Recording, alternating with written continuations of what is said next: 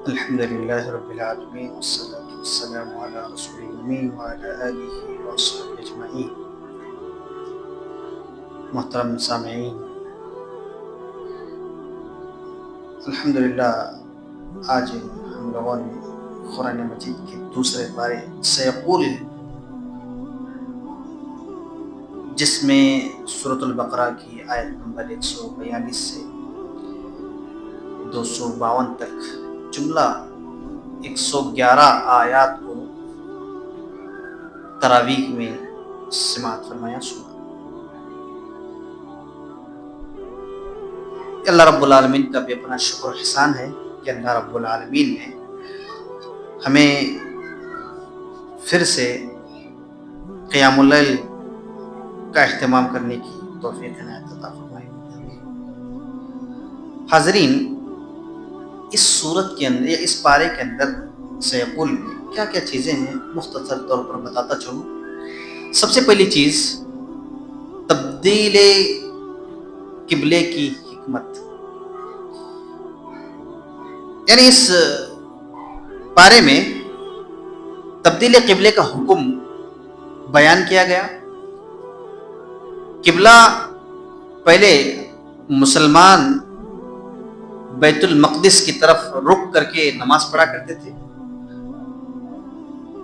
جو کہ یہود و نصارہ کا قبلہ تھا۔ تو آپ صلی اللہ علیہ وسلم کی دلی خواہش تھی کہ اللہ تعالیٰ کعبۃ اللہ کو مسلمانوں کا قبلہ مقرر کرے، اور اللہ رب العالمین سے دعا بھی کرتے تھے، اور ساتھ ہی ساتھ بار بار اپنی نظریں آسمان کی طرف اٹھاتے تھے۔ تو اللہ رب العالمین نے آپ صلی اللہ علیہ وسلم کی اس خواہش کو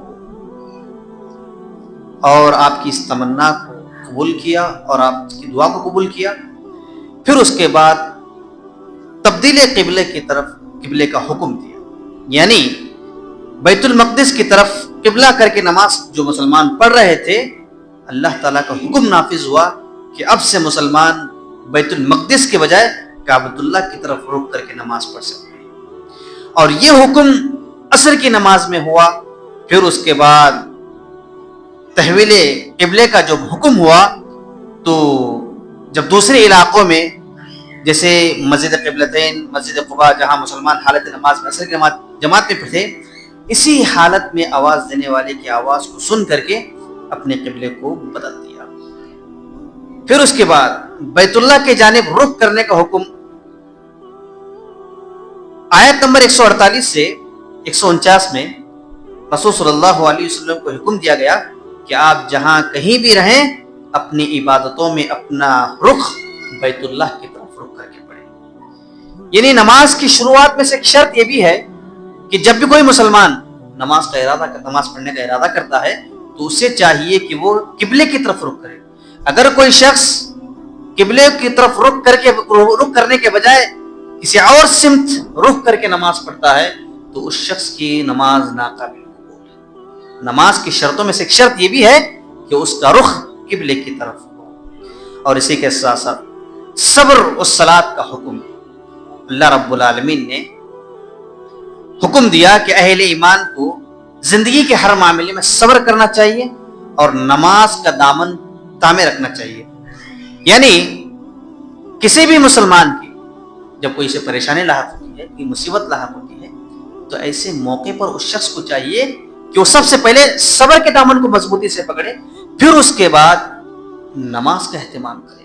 یہ دو چیزیں انسان کو دنیا کے اندر بھی کامیاب کر سکتی ہیں اور اخروی زندگی کے اندر بھی کامیاب کر سکتی ہیں۔ اور اسی کے ساتھ ساتھ محترم سامعین کرام، آج کے اس پارے کے اندر اس رمضان مبارک کے مناسبت سے اللہ رب العالمین نے جو روزوں کو حکم دیا، جیسا کہ حافظ صاحب نے قرات کیا، یا ایھا الذین آمنوا کتب علیکم الصیام کما کتب علی الذین من قبلکم لعلکم تتقون۔ اے ایمان والو، تم پر روزے فرض کر دیے گئے ہیں جیسا کہ تم سے پہلے والے لوگوں پر فرض کیے گئے تھے۔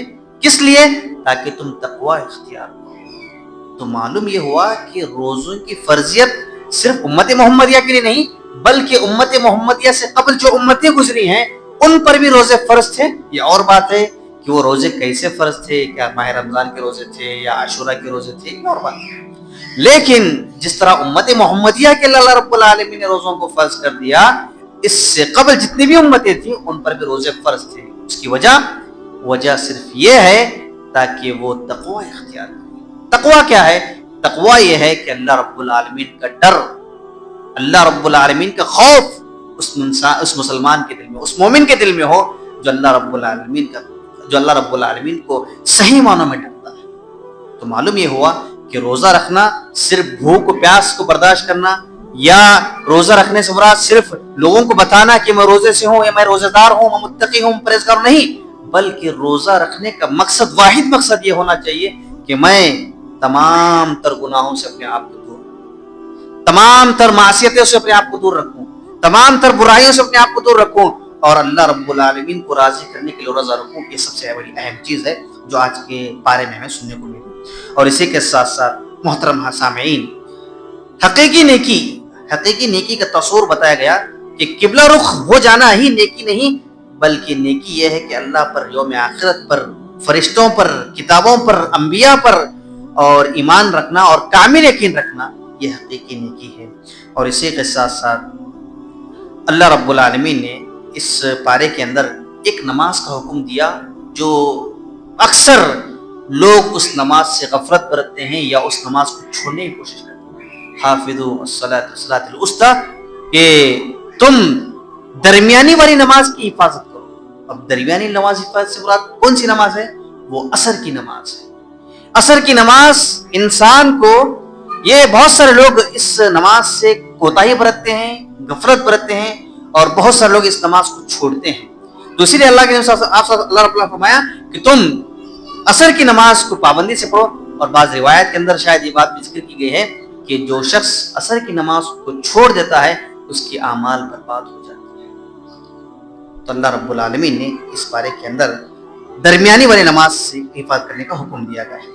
اور اسی کے ساتھ ساتھ اس پاروں کے اندر نمازوں کے اندر تمام نمازوں کا اہتمام کرنے کے ساتھ ساتھ عصر کی نماز کو حکم دیا گیا ہے.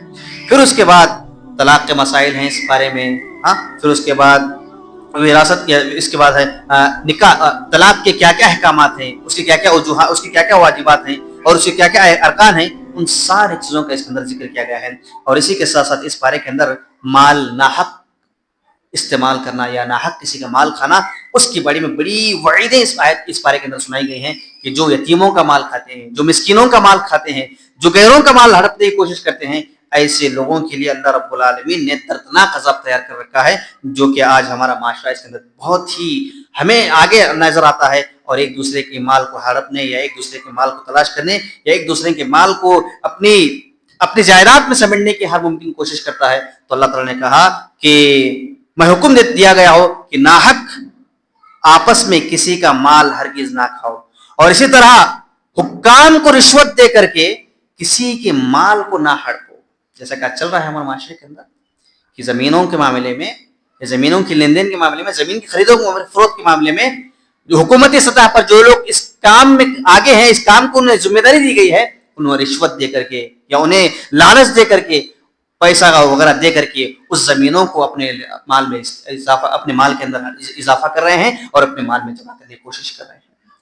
تو محترم سامعین اکرام, ویسے تو بے شمار اس کے اندر احکامات ہیں اور بے شمار واقعات اللہ رب العالمین اس کے اندر مومنوں کے لیے احکامات کو نافذ کیا ہے. تو اللہ تعالیٰ سے دعا کرتا ہوں کہ اللہ تعالیٰ مجھے اور آپ کو قرآن مجید کے اندر عمل کے متعلق یا قرآن مجید کے اندر جتنی بھی باتیں ہیں, ہم سب کو اللہ رب العالمین ہو بہو اس پر عمل کرنے کی توفیق عطا فرمائے. آمین. وآخر دعوانا الحمدللہ رب العالمین.